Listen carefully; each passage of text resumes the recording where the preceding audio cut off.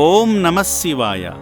ధైర్యానికి, నిజాయితీకి, శాంతికి ప్రతీకైన శ్రీరాముని బాటలో నడుస్తూ అభాగ్యులకు అండగా నిలుస్తున్న సేవామూర్తుల కుటుంబ సభ్యులకు శ్రీరామనవమి శుభాకాంక్షలు.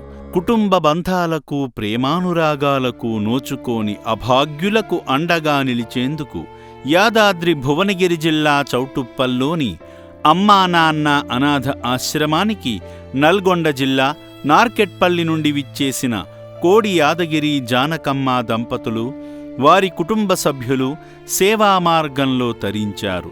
ముందుగా అభాగ్యుల వసతి భవనాన్ని సందర్శించి అనాథులకు అందుతున్న సేవల గురించి ఆశ్రమ సిబ్బంది ద్వారా తెలుసుకున్నారు.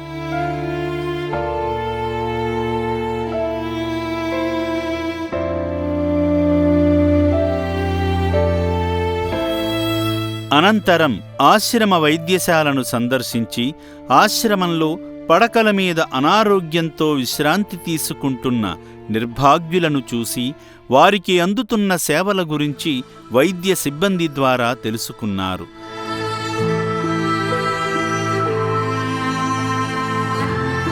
సేవా మార్గంలో భాగంగా సేవామూర్తి కె యాదగిరి జానకమ్మ దంపతులు వారి కుమారుడు కీర్తిశేషులు కె వంశీకిషోర్ గారి జయంతి సందర్భంగా రక్షణాలయంలో జీవిస్తున్న అభాగ్యుల మనుగడకు సాయం చేసి మానవ సేవే మాధవ సేవ అని చాటారు.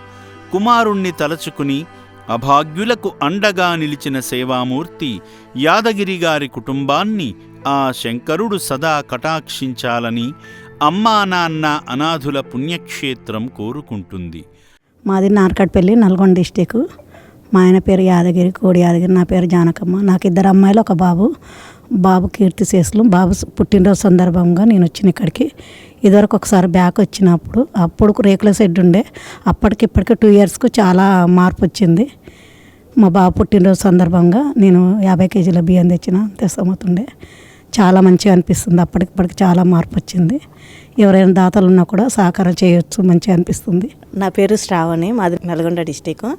నేను మా తమ్ముని పుట్టినరోజు సందర్భంగా మా అమ్మతోటి కలిసి వచ్చాను ఇక్కడికి. నేను ఇదే ఫస్ట్ టైం రావడం. కాకపోతే ఇక్కడ అంతా చూసినాక చాలా మంచిగా అనిపించింది.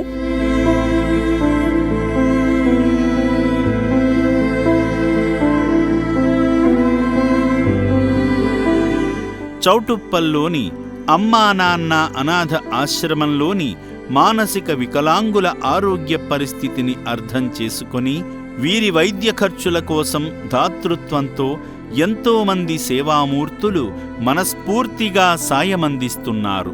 ఈ సేవా కార్యంలో మీరు భాగమై వీరికి ప్రాణదాతలు కండి. ఈ శివపుత్రుల వైద్యం నిమిత్తం మానవత్వంతో మీరు అందించిన ప్రతి రూపాయి వారు ఆరోగ్యాన్ని పుంజుకోవడానికి, వారి జీవితాలలో వెలుగులు నింపడానికి దారితీస్తుంది.